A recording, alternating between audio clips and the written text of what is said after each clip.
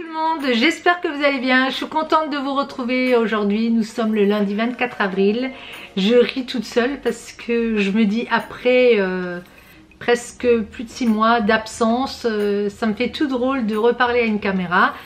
Et également c'est peut-être un sourire nerveux parce que je suis quand même gênée vis-à-vis de vous, vis-à-vis de mes abonnés fidèles, vis-à-vis des gens qui se sont abonnés même sans que je ne poste d'autres vidéos. En tout cas, bah écoutez, toutes mes excuses. Pourquoi cet arrêt? Je ne sais l'expliquer. J'avais fait des vidéos, je les avais montées en septembre, en octobre. Je ne sais pas. Je ne sais pas l'expliquer. Peut-être aussi, il me semble qu'on était tombés malades tous, donc il y a eu ce petit arrêt, mais c'est pas excusable. D'autant plus que je voulais vous mettre chaque fois un petit mot, je reviens, je suis absente pour X raisons, puis après il y a Noël qui est arrivé, nous sommes partis dans les Vosges pour Noël à nouveau. J'avais filmé, je m'étais dit allez, je vais reprendre contact à ce moment-là, Noël étant une belle période. Je ne l'ai pas fait. Après, je me suis dit, allez, début d'année, tu souhaites les meilleurs vœux, que je n'ai pas fait. Impossible de redémarrer. Donc, c'était assez bizarre. Est-ce que c'est peut-être l'ambiance néfaste actuelle?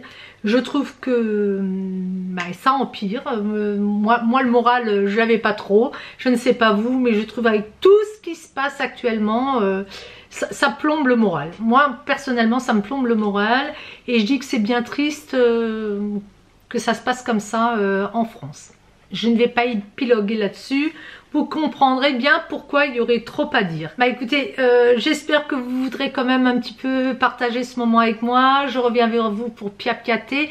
J'avais des petites choses à vous faire découvrir parce que j'ai quand même continué à bricoler, puis du travail manuel. J'avais les petits enfants, donc on s'est occupé, on a fait plein de choses.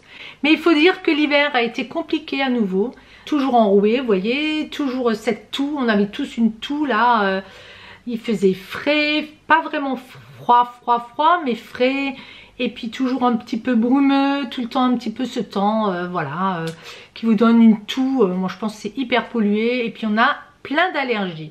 Là ça va un petit peu mieux, j'espère que ça va s'arrêter. En tout cas, le soleil revient, c'est peut-être tout simplement ça également. On rentre de Bretagne, on était chez des amis, près de là où on était la première fois, il y a, je crois, presque 5 ans maintenant. Oui, 5 ans, 4 ans. Donc, on était à Moëlan-sur-Mer. Je vous mettrai des petites photos.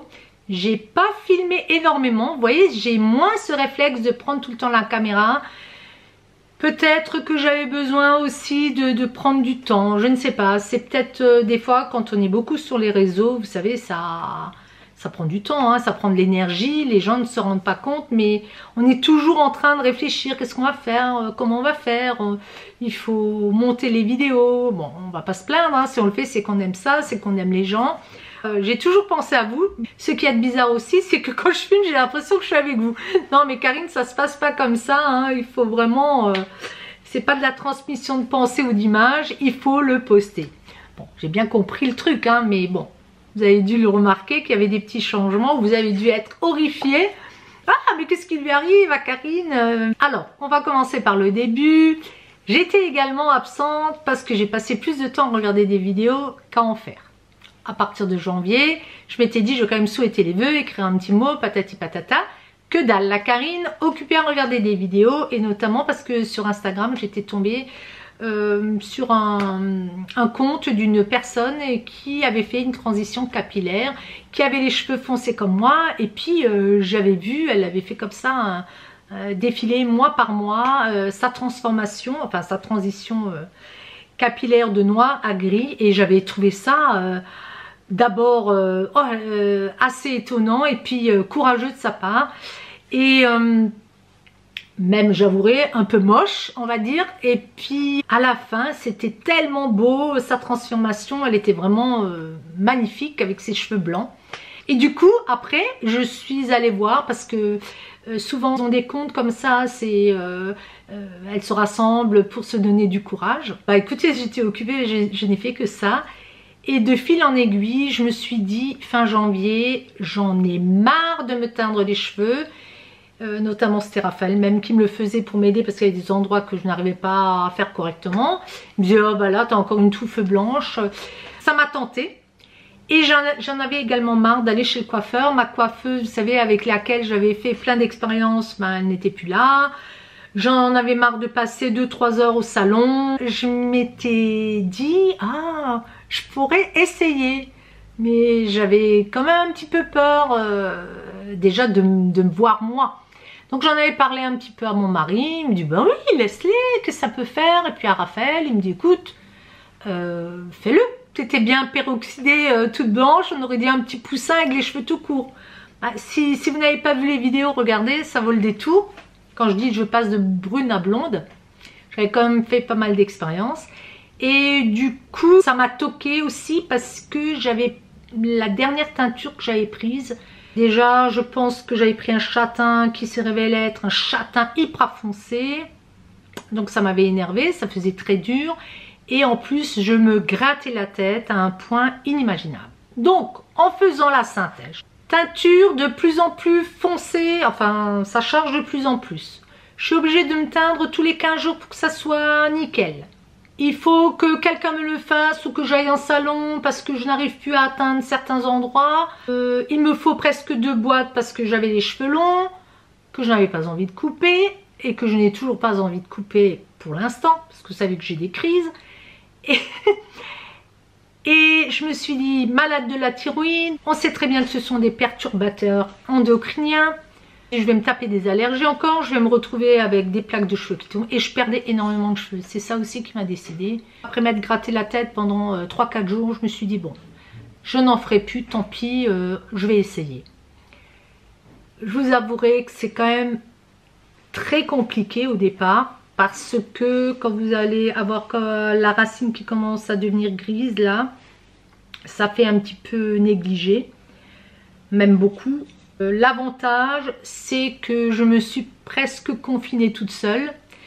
Et l'avantage également, c'est qu'en fin janvier, il faisait encore froid. Il fait encore froid d'ailleurs maintenant, on va dire. Hein. Enfin, moi, j'ai toujours froid. Et donc, je pouvais porter une casquette en lainage. C'était assez sympa. Et puis un bonnet. Et je me suis acheté des bonnets.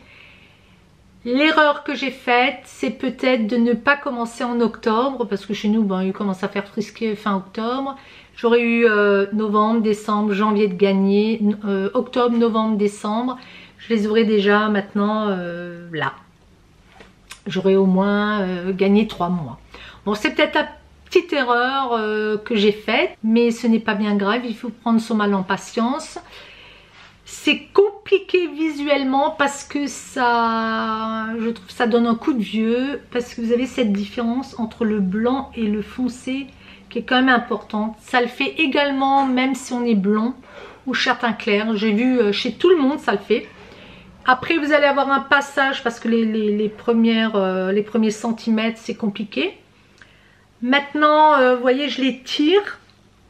Mais avant, je me cachais complètement. Je sors comme ça, je me fais une queue de cheval ou je fais un chignon. Je mets une barrette. J'ai plusieurs teintes aussi. Je vais avoir un peu de roux parce que j'avais des mèches. Donc, je ne les laisse pas pendre. Je les attache tout le temps. Les gens qui ne me connaissent pas, pas de remarques. Ils voient, mais ils se disent, bon, elle devient grise en fait.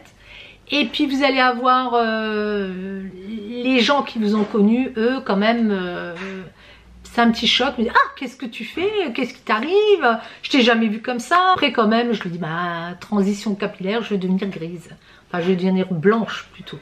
Alors moi j'ai les cheveux, je dirais poivre et sel derrière, je pense là derrière dans la nuque.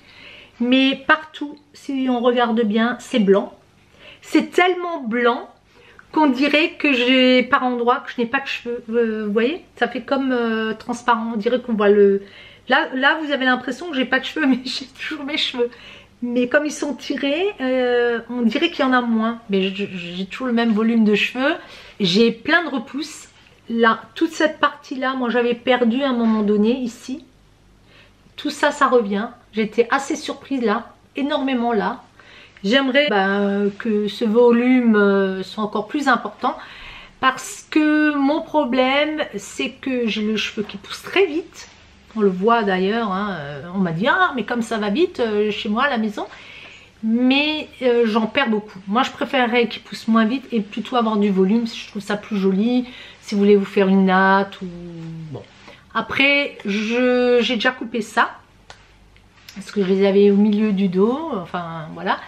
Au niveau du soutien-gorge, j'ai coupé ça et je vais attendre un petit peu. Alors on m'a également dit chez moi, pourquoi tu ne les coupes pas, toi qui tu les as déjà portés très courts. Je suis dans une période où j'ai pas envie de les couper. Je pourrais me faire un bowie, je pourrais me faire plein de choses, mais je pense que si je les coupais tout court, tout ce gris d'un coup, pour moi c'est faut quand même voilà, il faut se faire à l'idée d'eux. Bon, je sais, hein, mais il faut faire à l'idée d'eux. C'est toujours plus facile de voir les autres, mais de se voir soi-même, c'est toujours plus compliqué. Maintenant, mon œil s'est déjà un peu habitué, mais il y a par moments, ça me plaît pas, quoi. Je me dis, ah non, non, non, non, je vais arrêter et tout. Donc peut-être ça m'a freiné également pour faire des vidéos à nouveau, parce que je m'étais dit je vais pas vous faire des vidéos au bricolage sans vous redire bonjour, sans vous m'excuser, sans reprendre contact visuellement avec vous. Ça aurait été facile de le faire comme ça, mais je me suis dit je vais pas faire cette transition en cachette. Je vais vous apparaître, si je tiens le coup, cheveux tout blancs, vous allez vous dire qu'est-ce qui se passe.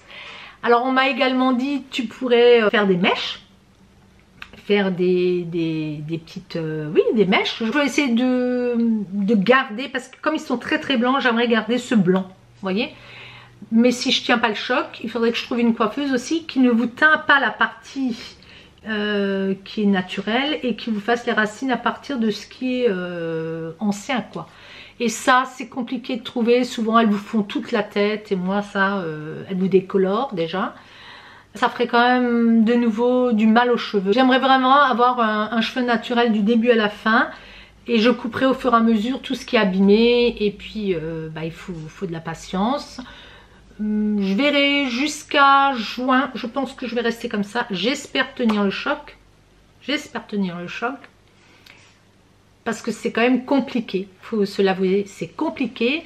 Mais en juin, je verrai où ça arrive. Si je les lâche... Si ça fait pas trop moche, parce que si je les lâche c'est affreux. Vous voyez, vous avez vraiment un côté blanc et puis ce cheveu noir. Si c'est pas trop moche, je pense que je les couperai peut-être là avant de partir en vacances. Si c'est encore moche, je les garderai longs et puis je les attacherai. Vous voyez, parce qu'on peut faire des petites coiffures. Voilà, on peut faire des tresses, des choses comme ça. On verra. Dites-moi si vous êtes passé comme moi par cette transition en gardant les cheveux longs, si c'était trop compliqué, si vous avez vraiment fait une teinture grise pour que ça soit plus facile à vivre, si vous les avez coupés tout court, si vous ne vous y faites toujours pas. Moi bon, j'ai l'âge, hein, je me dis quand je vois qu'il y a des filles de 30 ans qui le font parce que ça leur pourrit la vie. Il y a des filles qui ont les cheveux blancs comme ça à 30 ans. Donc vous imaginez si elles devaient faire ça pendant des années et des années. Moi j'étais quand même sur une teinture au départ à 30 ans toutes les 6 semaines, après toutes les 5, après toutes les 4, toutes les 3. Là j'en étais arrivée à tous les 15 jours et là c'est l'horreur. Donc je pense que ces filles-là à 25-30 ans, elles en sont à tous les 15 jours. Puis c'est pas bon, on se fout quand même du produit chimique sur la tête. Bon, je l'ai fait donc je vais pas critiquer les gens qui saignent les cheveux. Je vais essayer. Comme dit mon mari, si ça ne te plaît pas, en une demi-heure, tu peux redevenir ce que tu veux. Rousse, blonde, châtain. En tout cas, je pense pas que je serai châtain foncé parce que là, c'était de nouveau foncé. C'est la surcharge, vous voyez. Il y a plein de gens qui le font. Quand j'étais en Bretagne, il y avait plein de femmes qui étaient en transition capillaire. Beaucoup de femmes blondes. Ou alors, elles avaient prévu de devenir plus clair au fur et à mesure. Moi c'est souvent cache tac, je tape dans le vif. C'est moche, ben, on a le droit d'être moche aussi, hein. Après quand on dit c'est moche, tout est une question, c'est relatif, hein. Déjà à la base, qui c'est qui vous trouve chouette, hein. Mais c'est pour soi-même. Si on ne peut vraiment pas se voir dans le miroir, c'est compliqué. Si on se prend des réflexions à longueur de temps quand on travaille, peut-être c'est compliqué. Moi je suis beaucoup à la maison, je suis avec les petits enfants qui n'aiment pas trop d'ailleurs, mes enfants aiment bien, mon mari aime bien, les gens qui me connaissent pas encore une fois aiment bien, c'est que les gens qui me connaissent qui sont choqués. Mais moi je dis bon, je veux essayer pour ma liberté. Et je vous assure hein, de ne plus avoir à penser à ça, c'est plus sale, quand on se douche il n'y a plus d'eau, voilà, c'est le côté pratique aussi. De toute façon c'est par épisode, je montrerai ma bobine de temps à autre pour que vous puissiez voir l'évolution. Je pense pas faire comme certaines personnes, vous voyez, tous les mois montrer le stade où j'en suis, parce que ça me plombe le moral plus qu'autre chose. Et puis je vous avouerai, bah, je me douche, j'attache mes cheveux le matin tout de suite et je ne me regarde pas à longueur de temps non plus dans le miroir. Donc c'est plus quand je dois aller quelque part où on me connaît, même chez un médecin et tout. Quand j'avais le bonnet ça allait, je pouvais aller dans les magasins partout. Mais c'est vrai que de sortir la première fois sans rien, j'ai l'impression que quand les gens vous croisent, qu'ils font que ça, vous regardez. Quand j'étais en Bretagne chez les amis, j'ai dit oh, t'as vu, ils me regardaient, ils me dit mais non, te regarde pas, c'est toi qui crois ça. Vous savez, hein, quand on se balade peroxydé, c'est pas mieux, hein, c'est compliqué aussi, hein, ou bien avec des couleurs bleues, vertes, voilà. Alors dites-moi ce que vous en pensez, hein. Moi je ne vais pas me vexer, vous pouvez dire Karine ça te vieillit, ça te fait pas chouette, mais je pense qu'au fur et à mesure, vous voyez, la nature est bien faite, c'est que lorsqu'on vieillit, ben, on a des rides, on a la peau aussi qui change un petit peu de couleur. Là j'ai pris un peu de couleur parce que on marchait en bord de mer. Je pense que tout est fait pour. Les hommes, eux, ne se posent pas autant de questions. Et je pense qu'il faut s'en poser de moins en moins. Il faut vraiment faire ce qu'on a envie de faire. Pas se laisser non plus... Arrêter de se laisser entraîner par tout ce qui est mode et tout. Même pour les habits et tout. De toute façon, on en arrivera à ça. Parce que, regardez, même financièrement, avant, on pouvait dépenser notre argent chez le coiffeur. On n'avait pas peur de se faire décolorer, teindre, permanenter. Il y en a encore qui le font, hein. Mais je pense que, vu ce qui se passe, ça va être de plus en plus compliqué et qu'il y aura de moins en moins de monde qui pourra se permettre aussi de passer son temps chez le coiffeur. Puis on ne peut pas faire ce genre de choses soi-même non plus, au risque de se bousiller les cheveux. Il y en a qui le font, mais moi je sais que ma mère était coiffeuse. Quand on décolorait, il faut quand même faire attention. Il ne faut pas que vous ayez tout dans la main, quoi. Voilà, bah écoutez, j'ai de nouveau beaucoup piapiaté. Dites-moi vraiment ce que vous en pensez. J'ai mis un rouge à lèvres, tiens, je vais vous en parler. C'est un Catrice, il est super agréable. Je ne mettais plus de rouge à lèvres. Vu ma couleur là, je suis un peu obligée. Je vous montre. Il est vraiment pas cher. C'était un premier prix encore que j'avais acheté en Allemagne. Bon, je l'avais pas commencé, donc il est nickel. Si on voit pas, je vous mettrai la référence. Je me remaquille parce que sans maquillage, c'est un peu fadasse, on va dire encore. Et puis voilà quoi, on verra. J'avais tellement de choses à vous présenter. J'avais fait de très beaux achats chez Ikea. Installé tout l'arrière là pour ranger mon matériel. J'avais aménagé ma cave, j'avais tout filmé. Et pourtant, rien montré. Je suis quand même un peu bizarre, un peu follette on va dire. Je vais vous refaire tout de suite un petit haul action, un haul nose. Écoutez, moi j'ai beaucoup de plaisir à reprendre contact avec vous. J'espère que vous ne m'en voudrez pas. J'espère que vous vous portez bien, que vous avez démarré l'année correctement, même avec tout ce qui se passe. Je ne sais pas vers quoi on va, vers quoi on tend. Il faut sourire à la vie.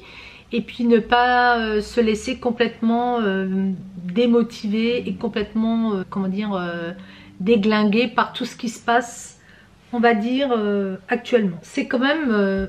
je dirais plus que pitoyable.